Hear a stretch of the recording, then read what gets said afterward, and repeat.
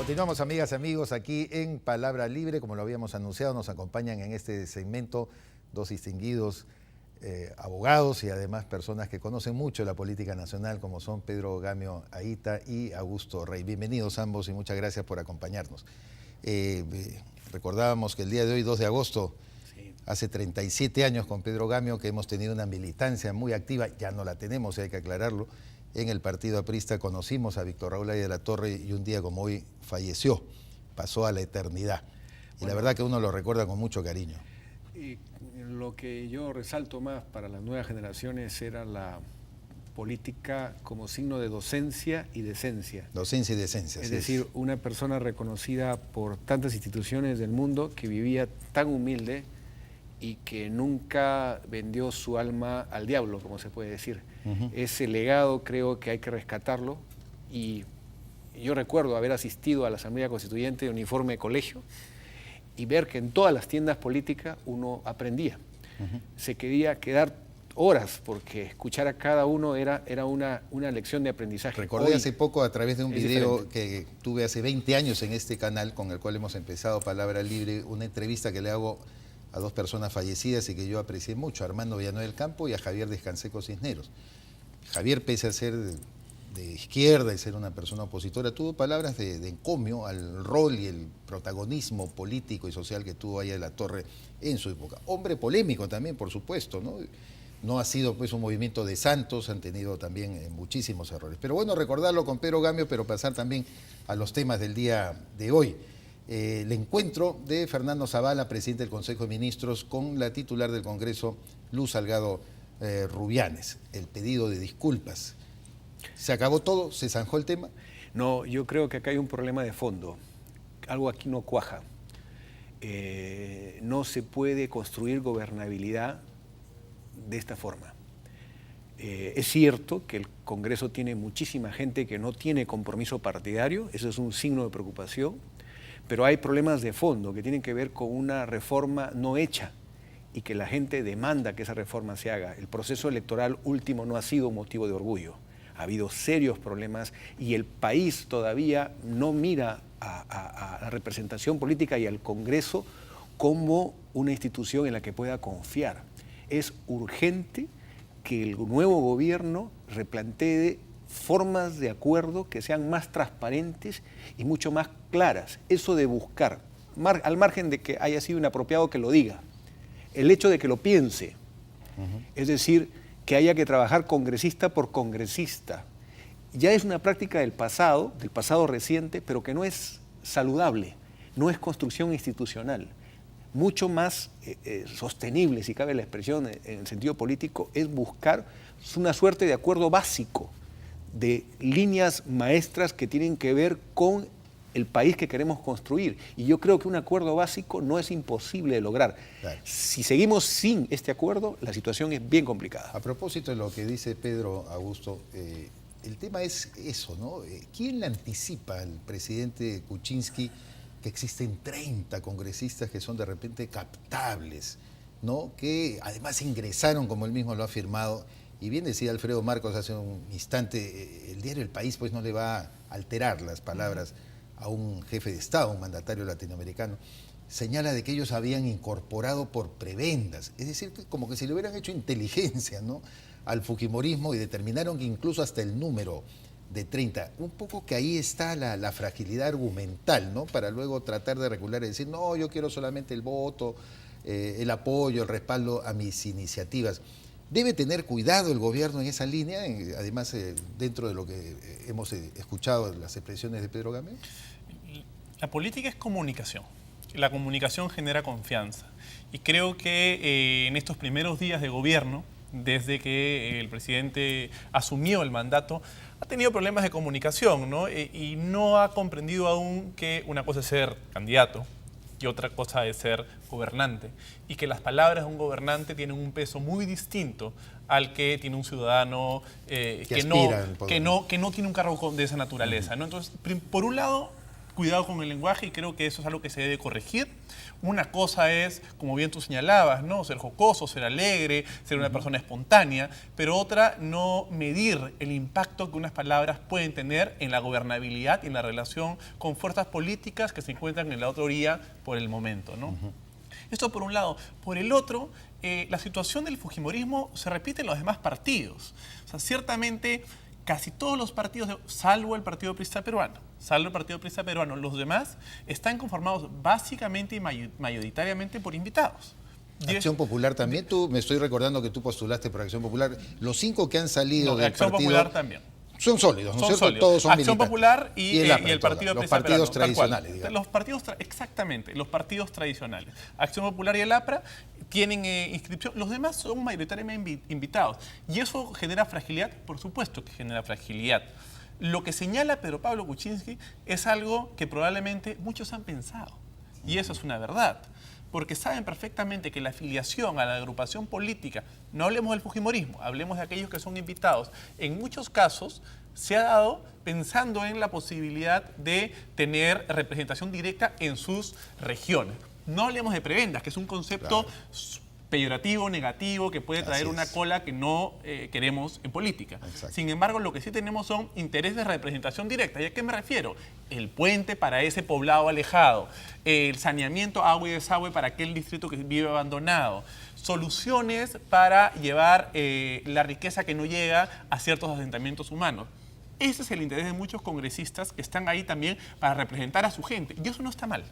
El asunto es si eso es frágil dentro de una agrupación política. Y ahí yo creo que estoy totalmente de acuerdo con lo que señala Pedro, que existe una tarea pendiente para que no sea posible que el interés del individuo prime sobre el colectivo, que en este caso es el partido político. Y eso tiene que pasar, como decías Pedro, por una reforma política que en este caso, y con el ejemplo que ustedes tan claramente e inteligentemente, quiero agregar, están poniendo sobre la mesa, debería procurar ser una de las prioridades en este debate.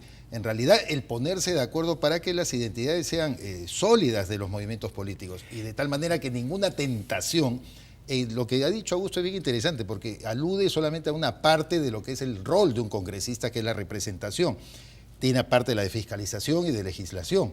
Pero en ese rol de representación como que se sienten vacíos, que no tienen el contenido que antiguamente, como lo amparaba la Constitución del 33, era la iniciativa del gasto, por ejemplo, ¿no? Que se ha suprimido. Además, es cierto el argumento expuesto del derecho que tienen los congresistas a procesar demandas de su pueblo, claro, de la circunscripción a la que representan. Intermediarlas. Eso es parte de su labor. Pero una cosa es hacerlo a través de el intermediario legítimo, de acuerdo al diseño de un Estado de Derecho y de la Constitución, que son los partidos políticos. Y otra cosa es que cada uno como individualidad plantee agendas, porque ese es un signo precario de democracia. En pocas palabras, en el Perú estamos matando los partidos políticos. Estamos haciendo que en realidad todo el tejido de construcción de los acuerdos mínimos que se requieren formen parte de esta negociación individual con el grupo necesario para calificar, imagínense, en cada decisión. Esto es un esfuerzo ineficiente, no es construir gobernabilidad. Para mí ha sido un error no convocar a un gabinete más amplio. Se debió tomar como una buena disposición. ¿A qué disposición. denominas, perdóname, gabinete más amplio? Más amplio, ¿Más contenido político, a decir que, tecnocrático? Que es de alto riesgo tener un poder ejecutivo que represente el 17% de la votación en primera vuelta y tener un poder legislativo a la que se ha sumado ahora Alianza para el Progreso y el Partido Aprista. O sea, en pocas palabras, hay más consenso en el legislativo que en el ejecutivo. ¿Por qué esto es importante? Porque hubiera habido un interesante contrapeso si se convocaba con un ministro por cada uno de los otros grupos políticos y había un contrapeso entre organizaciones políticas y se iba a un acuerdo más de repente resultaba difícil que lo acepten o que los partidos lo autoricen. Pero por lo solo menos, Marisol Pérez Tello ha tenido que pedir licencia al PPC para pero agotar ese esfuerzo. Agotar ese esfuerzo. También aparece el componente de Realpolitik. O sea, finalmente un gabinete más amplio implica también renunciar al poder que te ha dado el pueblo de gobernar. Se presume que si alguien logra obtener democráticamente el Ejecutivo, se presume pues que también designa a sus ministros en base a una ideología, una agenda, un programa, una visión de país mínima, ¿no?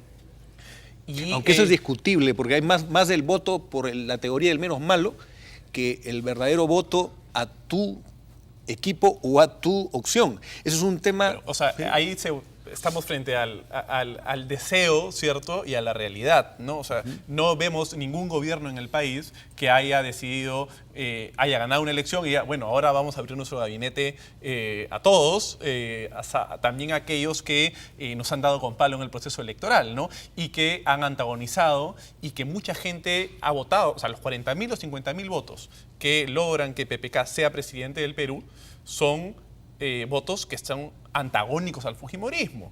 Entonces, creo que también en política es muy importante respetar a quienes te llevaron al poder. De acuerdo, ¿cierto? pero... Y que esa transición no puede ser tan traumática. Pero ¿no? Lo que inquieta ahorita es el contrapeso. Tiene que haber un contrapeso fuerte frente a un legislativo donde un grupo político tiene una fuerte mayoría. Entonces, para ese contrapeso es el paso inicial a un acuerdo político, así como en Colombia en su momento se dio el acuerdo de punto fijo, porque si no, cada decisión va a tener que ser negociada con un esfuerzo que agota. Y en este momento estamos viendo que encima se está empantanando el diálogo con afirmaciones Pero o frases. tú ves la vía de solución por haber nombrado personas representantes de grupos políticos, y eso yo me inclino por lo que piensa Augusto, resulta algo polémico en todo caso, ¿no? Porque podría quitarle legitimidad también a base del voto que se le ha dado a una opción, ¿no es cierto? Y que esa legitimidad, ese respaldo popular de repente se ve diluido por acuerdos que además, de ninguna manera no gustaban, ¿no? Dudo que desde el fujimorismo se hubiese aceptado, por También, ejemplo, eso es otro factor. Sumar al gabinete, ¿no? Como no el fujimorismo. El fujimorismo quizás se hubiera negado. El Frente Amplio tomó una decisión desde mi perspectiva coherente con su línea política a señalar, nosotros no vamos a integrar el gabinete. Claro. Pedro, mira, Alianza para el Progreso apoyó a PPK, pero termina, ¿no es cierto?, integrando la mesa directiva del fujimorismo en el Congreso. También quiso estar en el gabinete, ¿no? Yo creo que yo creo que al contrario, cosas, no quiso estar en el gabinete porque sus condiciones podían ser demasiado elevadas y altas, pero termina en todo caso pues fijándose más en la figura de la administración del Congreso con Richard Acuña presente en la mesa directiva. De repente no le ofrecieron al señor Acuña la cartera ministerial, sino fueron a ofrecérsela a otra persona de su organización. Eso Ahora, es otro tema, ¿no? Pensemos, zanjado de alguna u otra manera, mal que bien, como se suele decir, el incidente de las declaraciones, malhadadas declaraciones de Pedro Pablo Kuczynski al diario El País, ¿qué se puede esperar a partir de ahora? ¿Qué puede aterrizar? Yo creo que de alguna u otra manera con la polémica que de todas maneras deja abierta Fernando Zavala por haberle endilgado al diario El País, en todo caso, las declaraciones de PPK, ya el diario El País se encargará de aclararlo. ¿Qué debemos esperar en adelante? ¿Cómo aterrizar más bien las exigencias? La pregunta mayores? de fondo, y que comparto, César, es, estamos frente a un cogobierno. Y para que haya cogobierno tiene que haber acuerdo en cosas mínimas. Creo que una señal va a ser quién va a la Comisión de Presupuesto. Porque todo el presupuesto del país se juega allí. La decisión de las obras a todo nivel, pero también tiene que ver con la ejecución del gasto público. Claro. Entonces, pero por eso mismo PPK lo ha solicitado. Algunos entendemos que siquiera en el primer año, porque te lo pide tu presidente, que ha sido electo por la mayoría de peruanos, aunque sea por 2 votos, por una nariz, por un pelo, como suele decir PPK, pero es tu presidente, te lo pide y se lo está pidiendo al fujimorismo. Pongamos, digamos, de un lado qué es lo que personalmente deseamos, ¿no? Yo estoy en la postura de que se debería lograr un consenso de puntos mínimos y sobre ellos trabajar y no comenzar a negociar punto por punto, lo cual sería infinito y sumamente peligroso.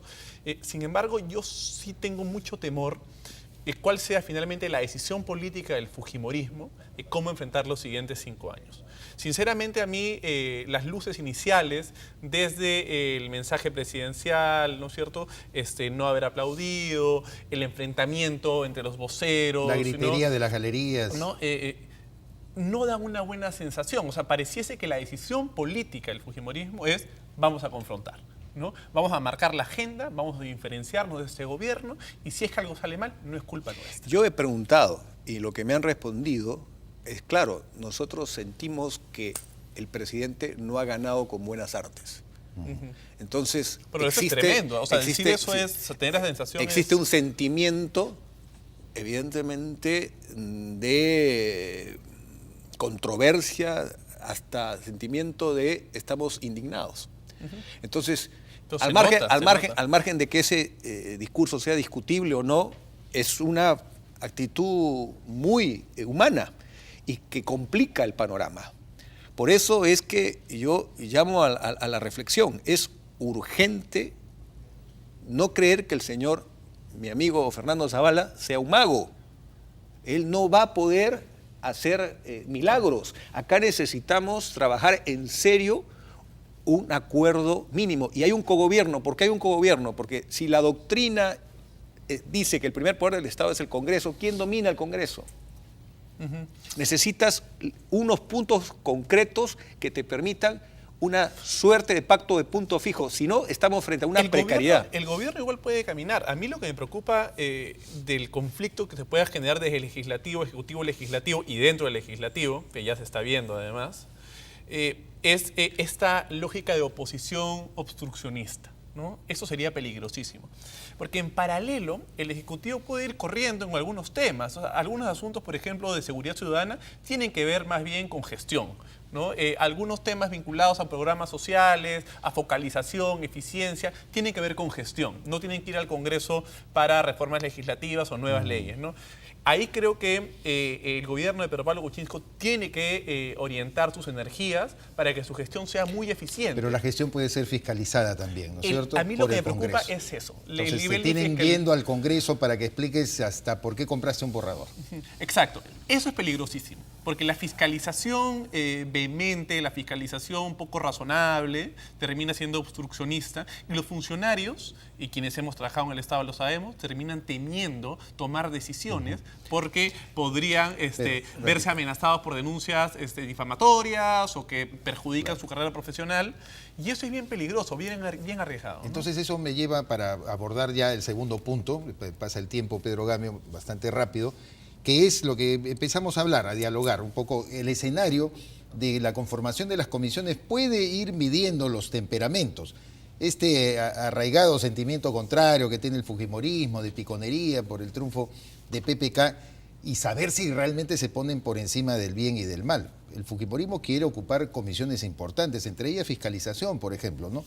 Hoy día escuchaba al congresista Carlos Tubino decir que les corresponde porque ellos, teniendo una mayoría relativa anteriormente, la dejaron en anteriores ocasiones. ¿Cuál es el escenario que se presenta respecto a las comisiones? Yo creo que fiscalización definitivamente va a ser del partido fujimorista. No creo que negocien eso. Yo creo que una señal a trabajar es el tema de la comisión de presupuesto. Porque todo lo que has dicho no se puede plasmar si no se aprueba un presupuesto a la medida de las necesidades y prioridades de lo pedido por el presidente y el Consejo de Ministros. Entonces, este tema es clave. Ahora, es solamente una comisión, como tú conoces, César, por un tiempo determinado, no es por los 5 años. Entonces, esa va a ser una señal de distinción entre si efectivamente vamos a facilitarle al gobierno nuevo, al gobierno entrante, vamos a facilitarle las cosas. En sentido contrario, si no se cede, porque tiene que ceder, es la prerrogativa de la mayoría, la comisión de presupuesto, ahí sí definitivamente estamos entrando a lo que han declarado también algunos congresistas fujimoristas, que es que piensan implementar su Plan Perú, lo que significa evidentemente un choque entre la administración del Ejecutivo y el Poder Legislativo, que es absolutamente contrario al país. Pero yo también lo veo por la parte de la naturaleza de las propuestas económicas del gobierno. Acuérdate que hay un plan de endeudamiento, ¿no es cierto? Se quieren emitir bonos soberanos por más de 6.000 millones de dólares para financiar la infraestructura. Se quiere mover todas las, digamos, los índices fiscales con la reducción del IGB, también impuesto a la renta. Ayer salió en el diario Gestión esta información. Entonces, como que ahora yo entiendo mejor por qué la preocupación central del gobierno de por lo menos tener el primer año la Comisión de Presupuestos, las partidas, la aprobación justamente y la fiscalización, desendeudamiento, el llegar al margen del déficit fiscal. No Es tengo algo que... antecedentes, no conozco antecedentes en donde el partido de gobierno no haya tenido la comisión Sí, yo tampoco, la verdad que no lo recuerdo. Entonces, creo que por ahí tal vez un buen gesto de gobernabilidad, un buen gesto que además sea más bien un mensaje a la población, que esto va a caminar de forma más dúctil de lo que ha venido siendo, es que el partido de gobierno, el oficialismo, tenga. Pero lo que quiere es un interlocutor, digamos, ¿no? Porque al final de cuentas la Comisión de Presupuestos no va a estar conformada mayoritariamente por peruanos por el cambio. Lo que quieren es la titularidad para que ese titular tenga más facilidad de poder conversar con el resto, que a diferencia de lo que podría hacer un miembro de otro partido, Pedro Gama. Pero ahí hay un tema, César, tú has puesto el punto. Muy poco se está discutiendo sobre el alcance de las propuestas de las fuentes de financiamiento. Bonos u otras figuras financieras, en el fondo, llevan el endeudamiento país a niveles donde hace muchos años no hemos estado. Bolivia, por ejemplo, ahora está pagando el costo de la popularidad con un endeudamiento que compromete el 40% del Producto Bruto Interno. ¿Y quién es el acreedor? China. Es bastante alto, pues, ¿no? Es altísimo. Perú está, según los analistas y los economistas que han opinado, están hablando de un nivel de financiamiento que puede llegar al 24%, que sería una señal que para la mayoría del Congreso puede no ser necesariamente una medida sana, sobre todo que hemos tenido un control fiscal muy estricto y si se quiere relajar esa variable para atender sectores sociales que tienen una demanda contenida en este momento y para dar gobernabilidad, porque ahora lo único que apoya al gobierno naciente es la opinión pública. Pero ahorita tenemos un problema con el GLP. El oleaje está haciendo que haya dificultades de suministro de un recurso fundamental para las cocinas de las familias peruanas. Claro.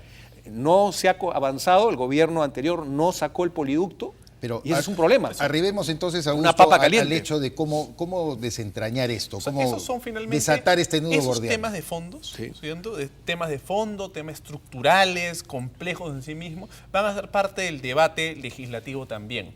La conformación de la comisión no asegura nada finalmente, Claro. ¿no?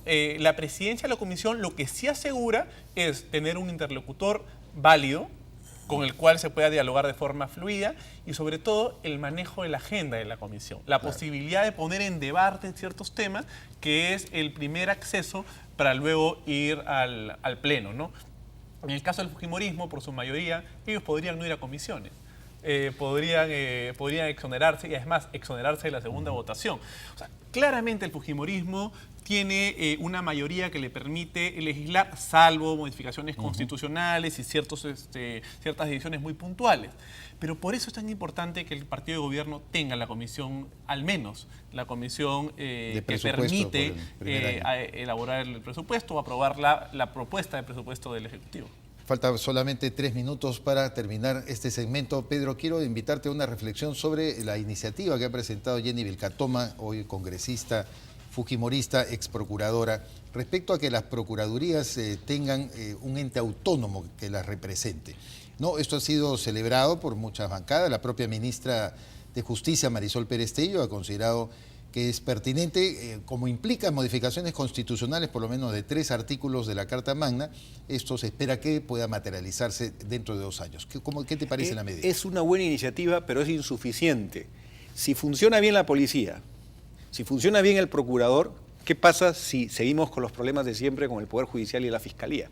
Es una cadena de transmisión, tiene que haber una reforma de fondo. Aquí hay problemas serios, hay fallos y hay decisiones y hay falta de predictibilidad y también hay corrupción. Pero PPK ha dicho también que es necesaria la reforma, 2 veces lo mencionó, ¿no? Un sistema de justicia reformado. Y a eso va a tener que apuntar, y Marisol Pérez Tello ha dicho que ya está en coordinación con todos los agentes del sistema judicial, que incluye Consejo de la Magistratura e incluso Academia de la Magistratura. César, para eso también tiene que haber acuerdo político. Por eso se está dialogando, Augusto Rey. Bueno, en el caso de las procuradurías parece que va a haber un acuerdo político, ¿no? Distintas bancadas, Parece, sí. tanto, bueno, el fujimorismo evidentemente, PPK y el Frente Amplio se han pronunciado a favor de esta medida que naturalmente es positiva, ¿no? Las procuradurías tienen a su cargo la defensa del Estado. Exacto. Y por lo tanto es un sinsentido que los procuradores sean nombrados por el gobierno que debería ser fiscalizado, ¿no? Existe ahí un conflicto de interés natural y termina desnaturalizando su labor y por lo tanto lo esperable es que la Procuraduría sea autónoma, no dependa económicamente, por decirlo así mismo, de quienes debe fiscalizar. Y ya hemos visto lo que sucede cuando existen conflictos de interés en temas vinculados a la protección del Estado. Ahora, el riesgo es que también quieran asumir de repente funciones jurisdiccionales. Esto de las autonomías tiene siempre pues sus pequeños riesgos, Pero ¿no? Bueno, desde una lectura inicial, no conozco el detalle del proyecto de ley, no entendería por qué tendría que tener función jurisdiccional. O sea, finalmente las procuradurías tienen una función muy específica, que es la defensa de los intereses del Estado, ¿no? Y por lo tanto debe mantenerse en ese sentido y la autonomía debe valerse la autonomía para que los intereses de este ente, que no es un ente abstracto, es el que nos agrupa a todos los peruanos, esté protegido y funcione de manera eficiente y libre de toda corrupción. ¿Será una iniciativa entonces respaldada, según ves tú, plenamente por todos los Yo creo que sectores? sí, que aquí hay opiniones importantes a favor de los diversos sectores, pero cuidado, tiene que ir de la mano con una eficaz Contraloría y que aplique el sistema moderno que viene del mundo anglosajón de evaluación por resultados. Sin una Contraloría eficaz, presente y que prevenga el control ex ante, los procuradores no van a tener la materia de seguimiento y defensa de los intereses. Sí, lo de cómo no. la Contraloría.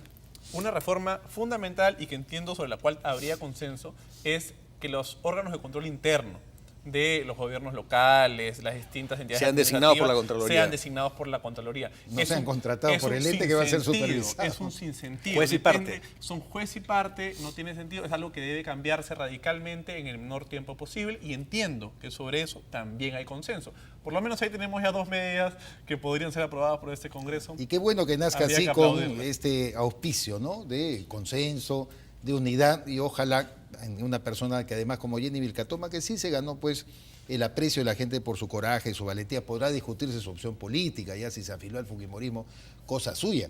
Pero el tema es que la propuesta ha recibido bastante respaldo de todos los sectores. Augusto Rey, Pedro Gamio, les agradezco muchísimo haber estado con nosotros. A ustedes, muchas y gracias. los convocaremos, por supuesto, para una próxima oportunidad. Con nosotros, amigos, es todo por hoy. Los esperamos, como siempre, en Palabra Libre a las 11 de la noche. Hasta luego.